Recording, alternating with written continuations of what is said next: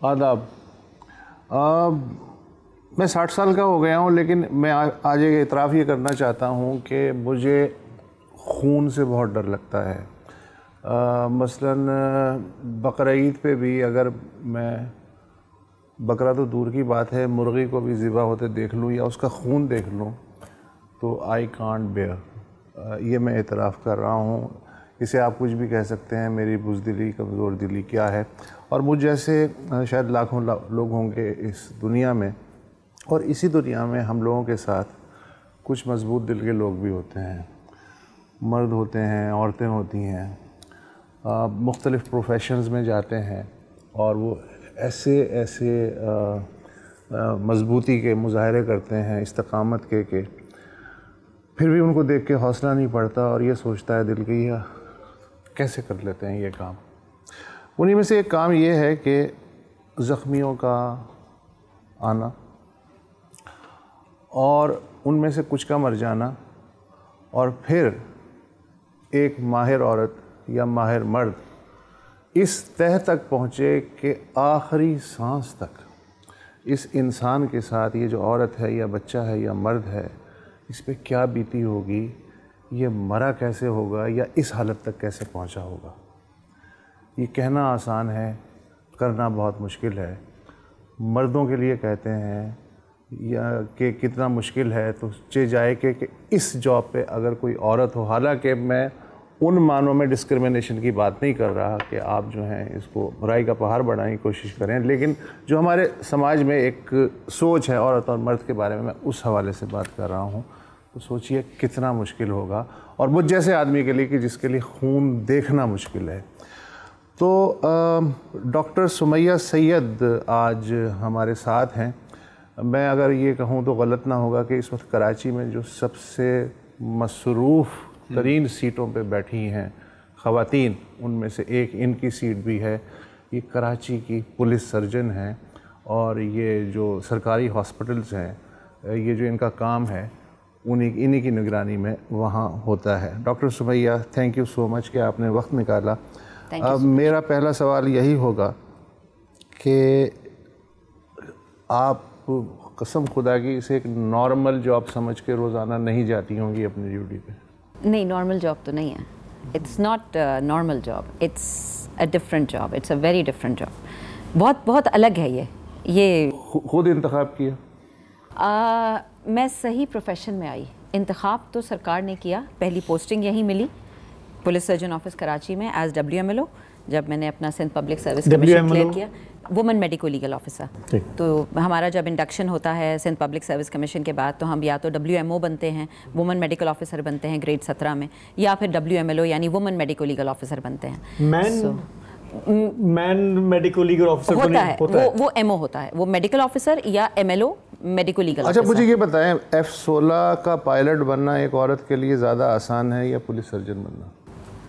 F-16 का pilot. अच्छा, अब आप इसकी वजाहत करें, खुलें इस बात का जवाब। अच्छा, जब बनी WMLO women medico legal officer, तो सबने प्रेशराइज़ किया, ये कहाँ चली गई हो, क्यों गई हो, निकल जाओ यहाँ से, get out of here, why, मतलब क्यों रुकना चाह रही हो यहाँ।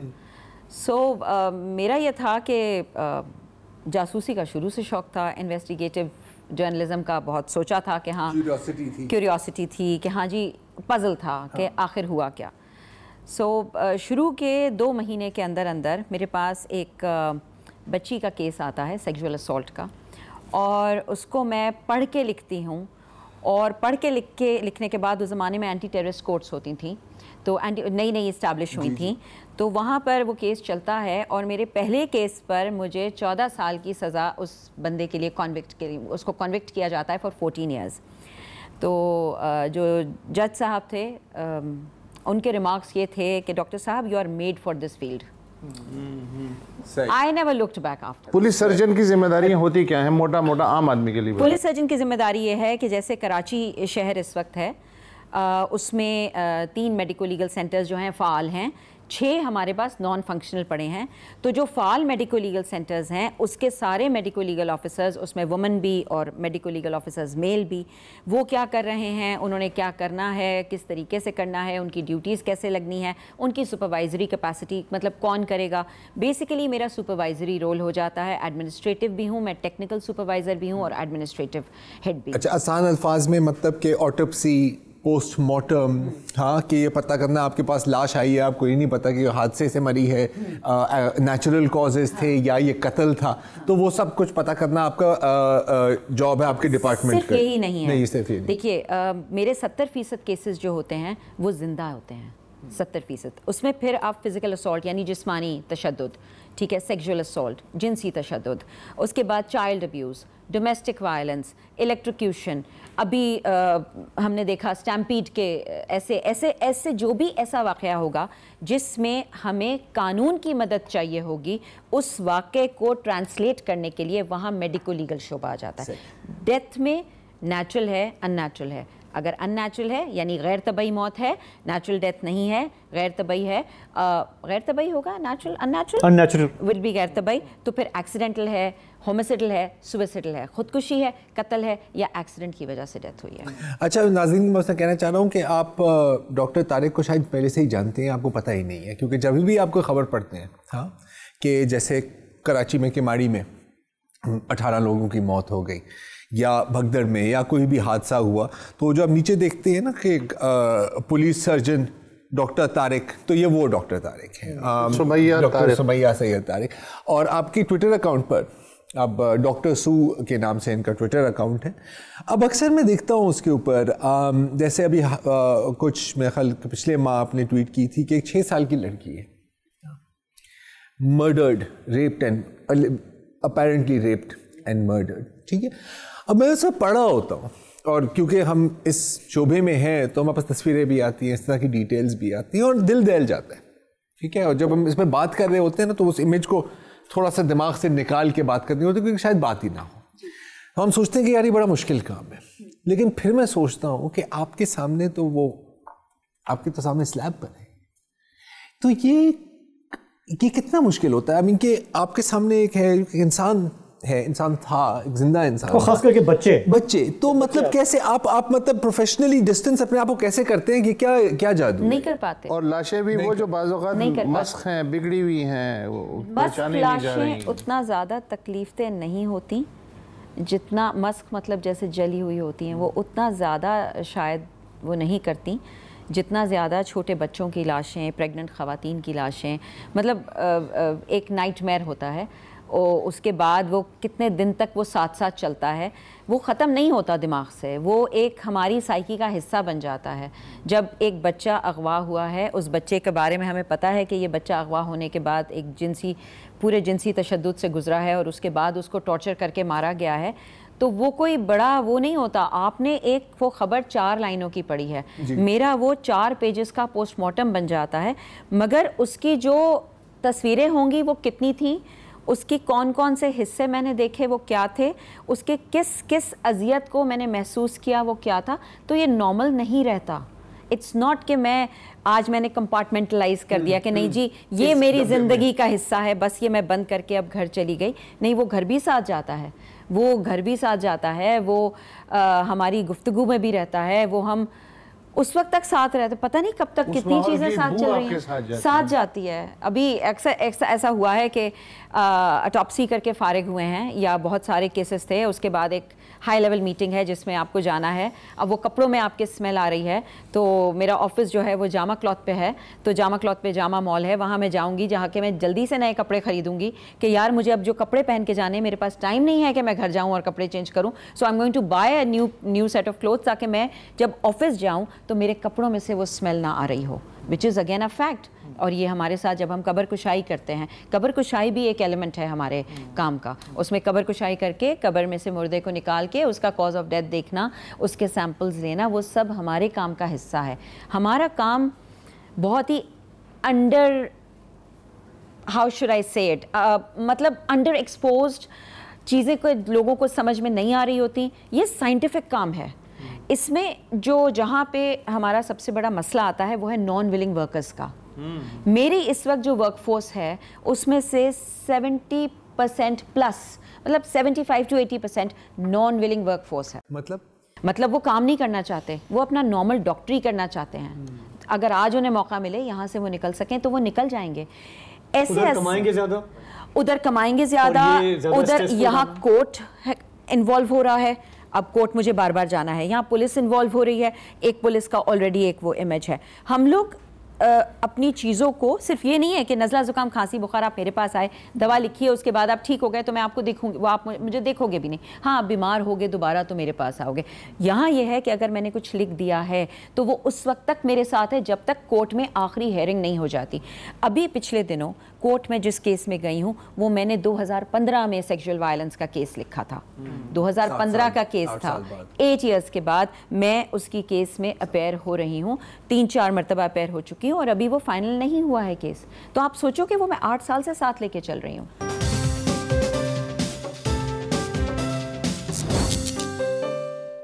मैं थोड़ा ये जो सवाल था कि जी, कैसे आप इसके साथ डील करते हैं, क्योंकि मुख्तलिफ प्रोफेशंस में, चाहे पुलिस में हो, साफ़ी जिन्होंने हमने कभी कभी फ्रंट लाइन पे जाके चीज़ें कवर की हैं, तो एक चीज़ होती है कि पोस्ट ट्रॉमेटिक वाइकेरियस ट्रॉमा की आप बात कर रहे हैं जी, PTSD भी कहते हैं। और आपके बच्चे भी हैं, आपका घर भी है, इस पे कैसे असर नहीं पड़ता होगा? इस पे असर पड़ता है। आप मेरे बच्चों से पूछिए, वो माशाल्लाह बड़े हो गए हैं, फिर भी ये होता है कि मुझे कहाँ हो भाई, What are you doing? Where are you?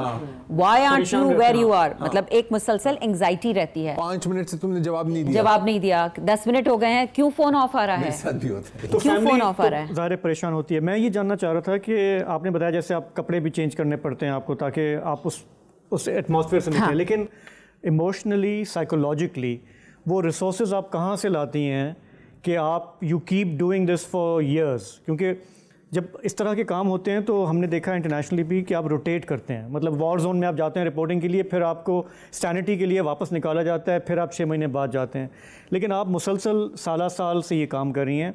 How do you deal with it? मतलब उसका कोई आपने अपना सेल्फ मैकेनिज्म तो कुछ बनाया होगा ना? मैंने कोशिश ये की है कि मैं थोड़ा सा ब्रांच ऑफ की हूँ ट्रेनिंग की तरफ, कि I get out of that actual thing, training की तरफ। वाइकेरियस ट्रॉमा जो होता है उसके बाद सेकंड स्टेप है PTSD, post traumatic stress disorder.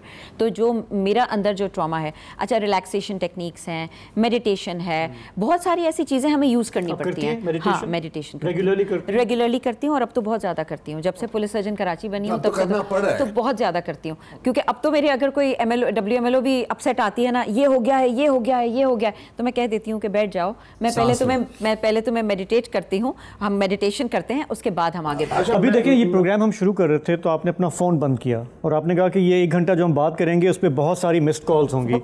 So how do you switch off अगर आप मेडिटेशन, क्योंकि आपका काम नॉन स्टॉप है ना 24 घंटे? I don't. There are good days, there are bad days. Today is a bad day. Today is a particularly bad day, but I've had 3 good days. तो I'm happy कि मुझे 3 अच्छे दिन मिल गए। जिस दिन मेरे पास कोई कत्लो गारत की खबर, जिस दिन कोई मेरे पास सेक्सुअल वायलेंस की खबर, जिस दिन मेरे पास मतलब रूटीन के केसेस तो आते ही हैं, फिजिकल असॉल्ट वगैरह आ रहा होता है, एक रूटीन का हल्की फुल्की मारपीट, ये वो। मैं मतलब आप सोचो ना कि मेरा लेवल क्या हो गया है कि हल्की फुल्की मारपीट ये इनसेंसिटिविटी आ जाती है। वो इनसेंसिटिविटी बेसिकली मेरा सेल्फ प्रिजर्वेशन है। अगर मैं इनसेंसिटिव नहीं होंगी तो मैं अपने आप को ऑब्जेक्टिविटी पे नहीं रख सकूंगी। जब भी मेरी ऑब्जेक्टिविटी लूज होगी और मैं सब्जेक्टिव पे आऊंगी तो मेरा असेसमेंट सही नहीं होगा। हमारा भी कुछ ऐसा ही है, जब हम कहते हैं ना कि यार कितना 20 लोग जख्मी हुए ना, खैर है कोई बात है। आपके यहाँ जो आपके मातहत हमला है उसमें मेल ज़्यादा है फीमेल ज़्यादा है? मेल ज़्यादा है। अच्छा, मेल ज़्यादा।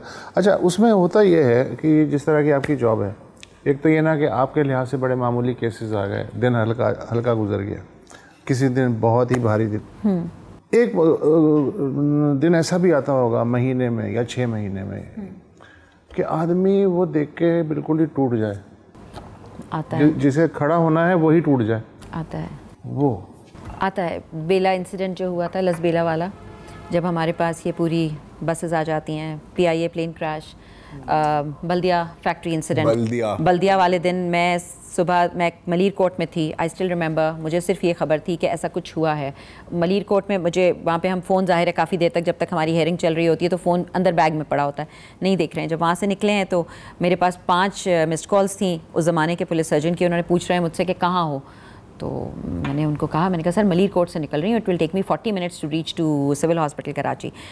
सुबह 10 बजे मैं एंटर हुई थी मॉर्चरी में, सुबह 10 बजे मैं पहुंची थी, 11 बजे मैं एंटर हुई हूँ और उसके बाद मैं दूसरी सुबह 3:30 बजे घर गई हूँ। मैं पूरा टाइम उसी मॉर्चरी के अंदर थी, उसी मॉर्चरी के अंदर थी मैं। बल्दिया फैक्ट्री फायर हमारे शहर या क्या मुल्क का एक बदतरीन, उस दिन मैंने 132 ऑटोप्सीज़ की थी। 132 ऑटोप्सीज़ की थी उस दिन। और मैंने लोगों की मिन्नतें की थी कि प्लीज़ मुझे मुआयना करने दीजिए, क्योंकि कल को जब गवर्नमेंट कॉम्पनसेशन देगी और अगर आपका मेडिको लीगल वर्क नहीं हुआ होगा तो आपको कॉम्पनसेशन मिलना मुश्किल होगी। अच्छा, अब इसी पॉइंट पर करने दें। अच्छा, इससे पहले अब थोड़ा सा ये हमारा भी होता है ना कि जब भी कोई वाकया होता है, चाहे सिर्फ 24 घंटे गुजर गए हों, 2 दिन गुजर गए हों, एकदम आवाज़ें निकलती हैं, ऑटोप्सी की पोस्टमार्टम रिपोर्ट अभी तक मंजर-ए-आम पर क्यों नहीं आई? ज़रूर कुछ छुपाया जा रहा होगा, ज़रूर कोई हकीकत बदली जा रही होगी। थोड़ा सा ये प्रोसेस हमें समझाएं। देखें, पहला शोर हंगामा मचता है कि अभी तक पोस्टमार्टम क्यों नहीं हुआ। पहला शोर ये मचता है, बॉडी आ गई है, 3 घंटे गुजर गए हैं। कोई भी मेडिको लीगल ऑफिसर मजाज नहीं है पोस्टमार्टम करने का जब तक उसके पास सेक्शन 174 के कागज़ पुलिस पूरे करके नहीं दे देती। सेक्शन 174 का मतलब यह है कि स्टेट अब आपको ऑथराइज कर रही है कि आप काइंडली इसका पोस्टमार्टम करें और वजह मौत से आगाही बख्शें। That is the standard protocol. पहला शोर वहाँ मचता है और ये मचाने वाले भी हमारे अपने साथी होते हैं कि देर हो गई है, क्यों नहीं हो रहा। एक हमारा पब्लिक भी शोर मचाती है। लेकिन इसमें इनवेरिएबली डिले भी आता है।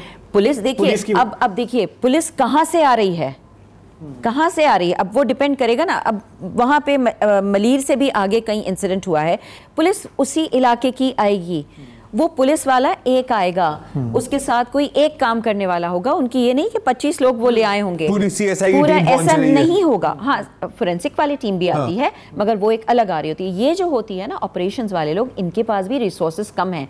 एक लिखने वाला है, वो लिखना शुरू करेगा, तो जब वो लिखेगा तो टाइम लगेगा, उतनी देर में हम पोस्टमार्टम साइड बाय साइड चलाते जाएंगे। फिर वो आपके शोर पर आते हैं, 24 घंटे गुजर गए हैं, रिपोर्ट नहीं मिली है। ज़्यादातर मेरे MLOs जूनियर हैं।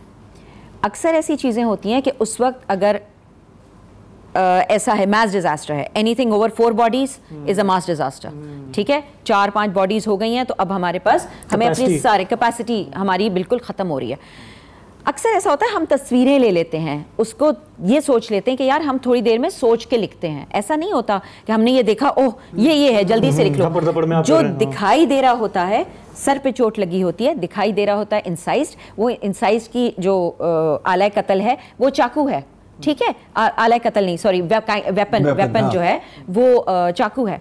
मगर जब मैं उसको प्रॉपर्ली एग्जामिन करती हूँ तो पता चलता है ये सर पे डंडा लगने की वजह से है और ये लेसरेटेड वुंड था, जो कि it looks like an incised wound on the head, presents like an incised wound. I don't want to commit that mistake, वो गलती नहीं करनी है मुझे। और ये बहुत भारी जिम्मेदारी है, ये इतनी बड़ी जिम्मेदारी है कि आला कत्ल अगर डेड बॉडी है या कुछ इवन अलाइव है तो मुझे उसमें सोच समझ के लिखना पड़ेगा। ये हम अक्सर देखते हैं ना कोर्ट केसेस में कि केस इसलिए खराब हो जाता है कि इनिशियल फोरेंसिक सही नहीं हुआ। बिल्कुल। कभी-कभी वो हपड़ दपड़ में, अक्सर ऐसा ही है। कभी-कभी चले मेलाफाइड भी होता होगा कि जी अगली पार्टी ताकतवर है। लेकिन आपने जो सबसे पहली अपनी मिसाल दी, विच केप्ट यू गोइंग, जो आपको जज ने भी कहा कि ये सज़ा मैं इसलिए दे रहा हूँ क्योंकि आपने ये काम अच्छे तरीके से किया है। यस। तो ये जो सवाल है फॉर एग्जांपल ज़रार का, कि इसमें फिर किस हद तक आपको और मसले क्या आते हैं? पुलिस का आपने बताया एक डिले होता है। फॉर एग्जांपल मैं इसको मजीद नैरो डाउन भी कर देता हूँ, एक काफ़ी ख़तरनाक जिम्मेदारी भी तो है ना, बहुत बड़ी, ज़िंदगी और मौत का है। और जिस केस में अगर किसी बंदे ने किसी को के टुकड़े टुकड़े करके उसको कत्ल किया है तो थ्रेट्स तो वो भी आपको दे सकता है। थ्रेट्स भी मिलते हैं, हमले भी होते हैं।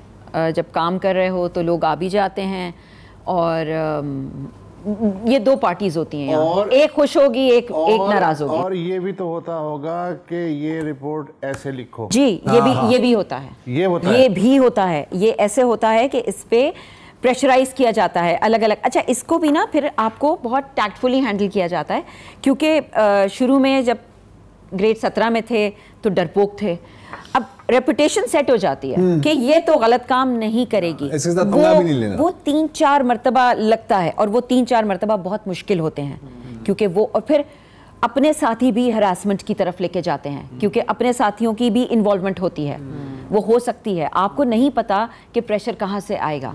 तो आप यूँ समझो कि हम बस हम एक ऐसा काम कर रहे होते हैं जिसका अजर मिलना चाहिए, अजर मतलब वहाँ सवाब मिलना चाहिए, ये वो काम होता है। This is not a routine work, ये एक आम डॉक्टर का काम नहीं है, ये स्पेशलाइज्ड डॉक्टर का काम है। हमारी मुल्क की मैं बात नहीं कर रही, मैं डेवलप्ड मुल्कों की बात कर रही हूँ। वहाँ पर फोरेंसिक पैथोलॉजिस्ट बाकायदा एक फील्ड है, उसको हमने यहाँ कोशिश की है कि हम मेडिको लीगल ऑफिसर के लिए करियर पाथ दे दें।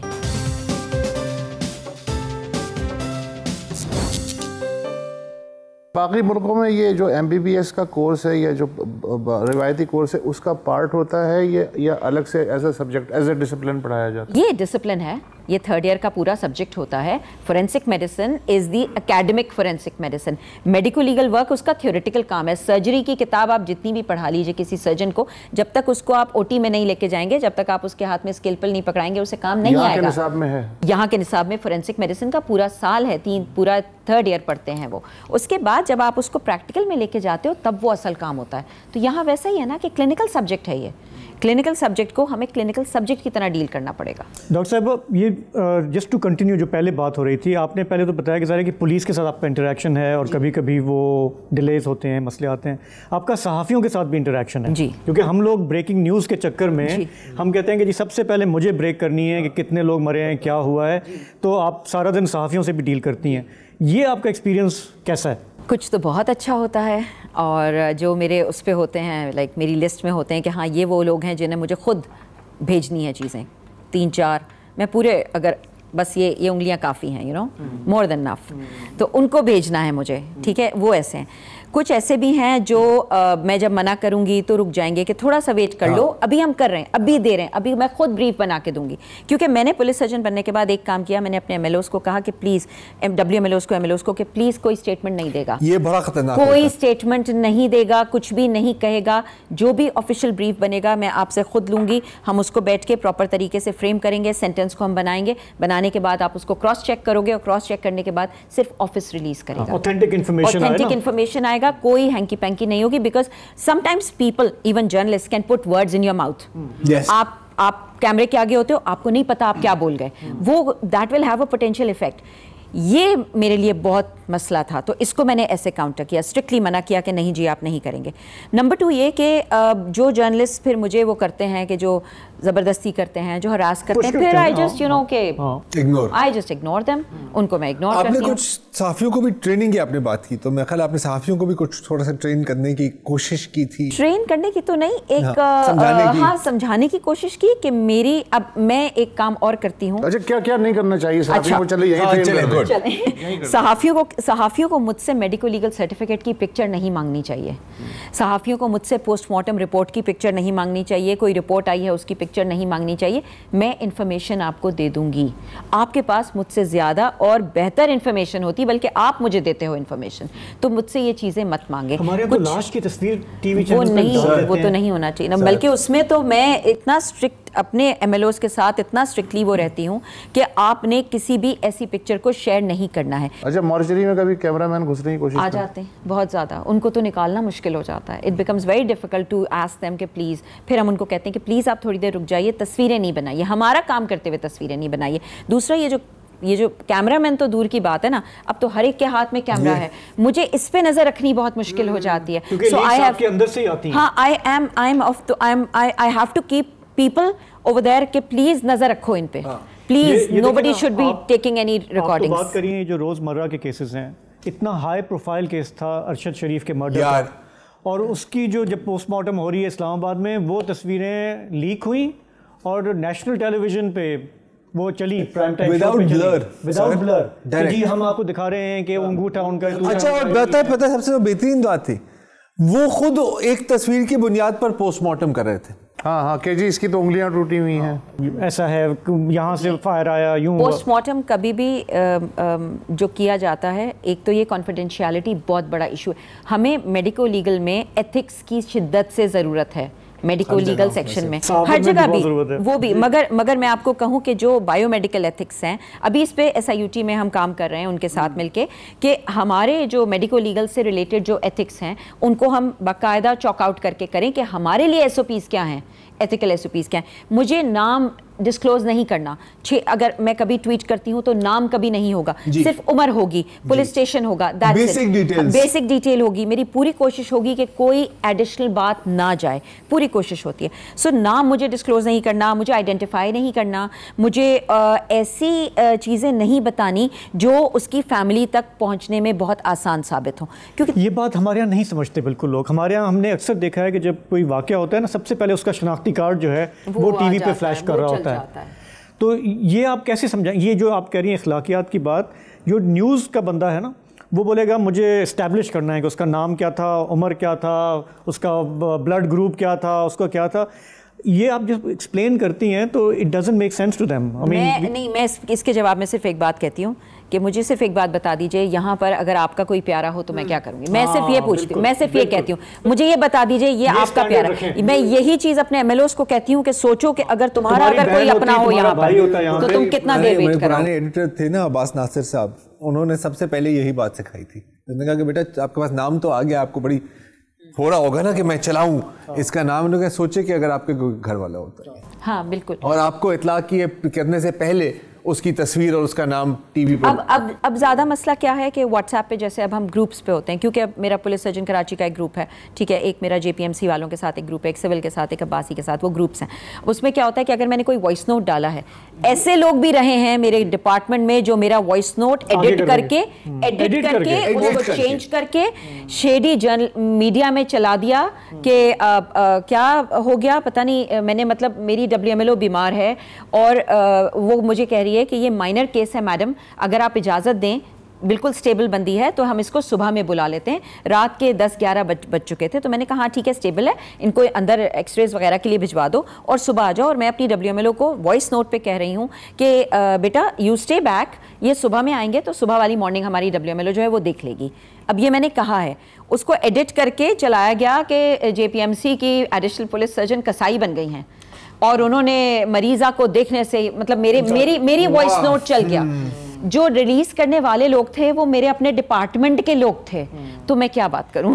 आप पहले थोड़ा बता रही थी कि हमारे शहर के जो चैलेंजेस हैं उसमें ये भी होता है कि आपके काम में डिफ़िकल्टी आती है कि कोई हॉस्पिटल जो है वो सिटी गवर्नमेंट का है, कोई सिंध गवर्नमेंट का है, कोई फेडरल गवर्नमेंट का है, और ये आपको नेविगेट करना पड़ता है। I mean you are police surgeon for all of Karachi, right? For all of Karachi, yes. How do you navigate that? How do you deal with that? अच्छा, इसमें जो जैसे जब तक जिना जो था वो फेडरल के पास था, तो medico legal section Sindh government के पास था। बहुत इश्यूज होते थे, तो ऐसे इश्यूज होते थे कि एक टसल होती थी, फेडरल वाले का है तो सिंध वाले संभालें, सिंध वाला है तो फेडरल वाले क्यों बीच में बोलें, you know it was like that. Similarly Abbasi CDGK के पास है, वहाँ पे सिटी गवर्नमेंट के पास है, मगर मेरा मेडिको लीगल सेक्शन जो है वो सिंध गवर्नमेंट के पास है। तो वहाँ पर रिसोर्सेज का इशू बहुत ज़्यादा आ जाता है, वहाँ पर कंट्रोल का, चेक एंड बैलेंस का इशू बहुत ज़्यादा आ जाता है। सो उसमें ये होता है कि नॉर्मली जैसे हमारा ये रहा है कि वहाँ के जो एग्जीक्यूटिव डायरेक्टर JPMC, अब तो खैर सिंध के ही पास है, कोई इतना इशू नहीं है, यहाँ अब्बासी शहीद के जो भी हेड होंगे, जो भी MS होंगे, उनसे हमें अपने टर्म्स बहुत अच्छे रखने हैं ताकि हमारी एक working relationship.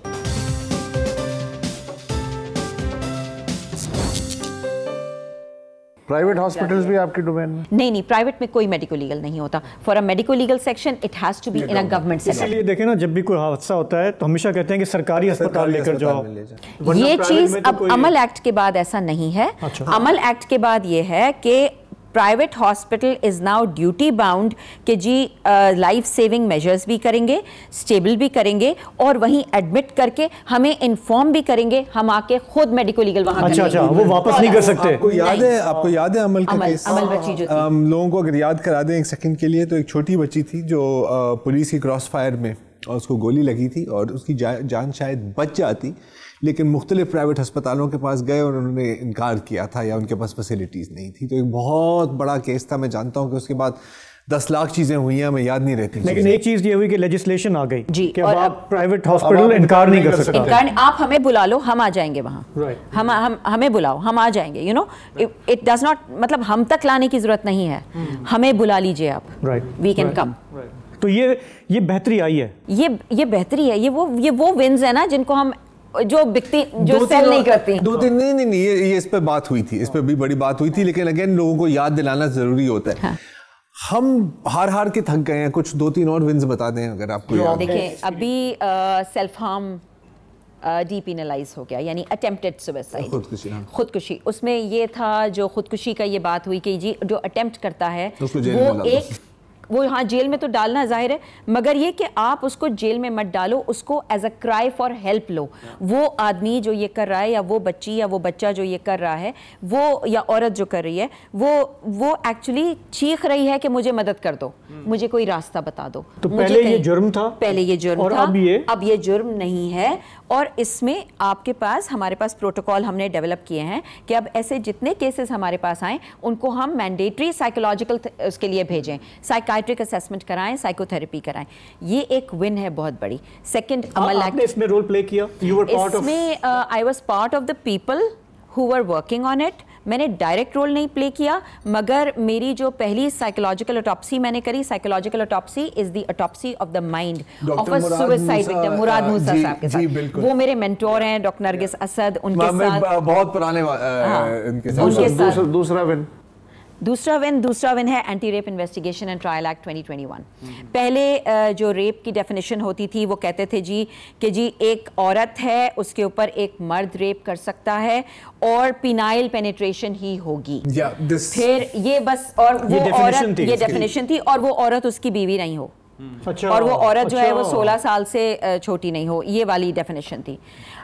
Anti rape investigation and trial act 2021 parliamentary committee पे मैं सर्व कर रही हूँ, अल्हम्दुलिल्लाह, उसके ऑनर है मेरे लिए। तो उसमें ये हुआ कि इसको जेंडर न्यूट्रल कर दिया गया, औरत हो या आदमी हो, किसी पे भी, या ट्रांस हो, किसी का भी रेप हो सकता है, कोई भी रेप कर सकता है, चाहे पिनाइल पेनिट्रेशन हो, चाहे ऑब्जेक्ट रेप हो, चाहे एनिमेट ऑब्जेक्ट हो, चाहे इनएनिमेट ऑब्जेक्ट हो। इसको मैं इससे ज़्यादा वायलेशन नहीं बोल सकती। कोई भी violation of any orifice, any opening, natural opening of the body, चाहे वो माउथ हो, चाहे वो एनस हो, चाहे वो वैजिना हो, ये चीज़ एक इनकम्पास हो गई। तो ये जब डेफिनेशन रीडिफाइन हुई, हाँ, तो उससे बहुत ज़्यादा फ़र्क से हो गई। उससे बहुत फ़र्क पड़ा। इसमें फिर हमारे पास जो पाथवेज पहले डिफाइंड नहीं थे, कि पहले हम एक रेप विक्टिम को सिर्फ बस मेडिको लीगल हो गया, काम ख़त्म, वो चीज़ ख़त्म हुई। साइकोलॉजिकल असेसमेंट के लिए अब हम भेज रहे हैं। हमारे रेफरल पाथवेज में पहले ट्रीटमेंट आती थी, अब हम पोस्ट एक्सपोजर प्रोफाइलैक्सिस पे भी जा रहे हैं कि हम HIV का भी सोचेंगे, हेपेटाइटिस B और C का भी सोचेंगे, STIs का भी सोचेंगे, और अगर प्रेगनेंसी का शक है कि हाँ यार हो सकती है, तो हम उसको उसके लिए भी। अच्छा, ऑन दिस पॉइंट, इसके अलावा कोई और कामयाबी आप बताना चाहें? और कामयाबी दो तो एक और चीज़ पूछना चाह रहा, DNA टेस्टिंग के बारे में बहुत सवाल किए जाते हैं, और बिलखसूस ये कि कितनी फैसिलिटीज़ हैं, क्योंकि अगेन वही जो बातें होती हैं ना कि जी इसकी DNA टेस्ट कराएं, इसका ये कराएं, तो कहाँ है ये फैसिलिटीज़, कितना टाइम लगता है, और कलेक्शन जो हम करते हैं DNA सैंपल्स की, उसका भी तो एक तरीका होता है। प्रोटोकॉल्स हैं, बहुत ही स्ट्रिक्ट प्रोटोकॉल्स हैं। DNA तो पहले समझाना पड़ेगा कि लोगों को आखिर DNA है क्या वाला, ठीक है। तो DNA बेसिकली हमारा प्रिंट होता है, हमारा प्रिंट है। DNA इज़ आवर ब्लूप्रिंट, हम बने कैसे हैं। मेरा डिफरेंट है, आपका डिफरेंट है, इनका डिफरेंट है, इनका डिफरेंट है, थोड़े थोड़े मामूली डिफरेंस है, मगर हैं। अब अगर फॉर एग्जांपल कोई भी, ये मैंने ग्लास पकड़ा है, ठीक है, ये टच DNA मेरा यहाँ आ गया है, तो ये अब मेरा है। अब ये सिर्फ ये लैब में जाना है। लैब हमारे पास इस वक्त रोहड़ी में भी है, और लैब हमारे पास इस वक्त यूनिवर्सिटी ऑफ कराची में भी है।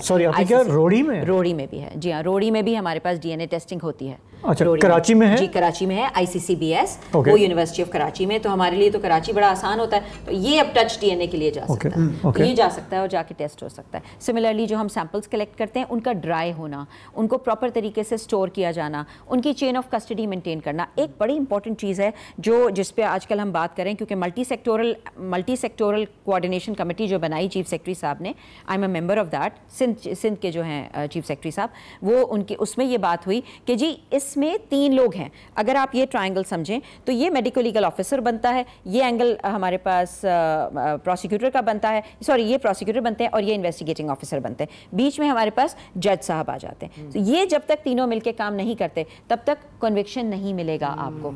ये अब मैंने कोई सैंपल लिया है, मैंने सैंपल लेके मैंने प्रिजर्व किया है, प्रॉपर तरीके से ड्राई किया है, से for example it's a sexual assault case, और मैंने आईओ साहब को हैंडओवर किया है। अब आईओ साहब अगर उसको रख के बैठे रहेंगे 25 दिन तक और वो नहीं जाता है लैब तक, तो वो मेरा सैंपल खराब हो जाएगा। तो यहाँ पर थिंक ट्रायल अप्रोच बहुत जरूरी है। उस आईओ को भी मुझे ये समझाना है, ये उस आईओ को भी ज्यादातर ऐसे ही होता होगा। ठीक है, बहरहाल बस वक्त, हाँ बस पता ही नहीं चला। It's really an honour to sit. बिल्कुल, बहुत ही रेयर किस्म की गुफ्तगू। आमतौर पे ऐसे इंटरव्यूज़ कम होते हैं और मेरा ख्याल है कि पब्लिक अवेयरनेस के लिए बहुत ज़रूरी भी होते हैं। थैंक यू सो मच जी, शुक्रिया। बस ये था जनाब, फॉलो अप करेंगे इंशाल्लाह। आप जो है खुद असेसमेंट कीजिए कि आपने क्या सुना और कितनी हम तो बहुत एजुकेट हुए, आप कितने हुए, फीडबैक में बताइएगा। इतना ही, इजाज़त दीजिए, खुदा हाफिज़।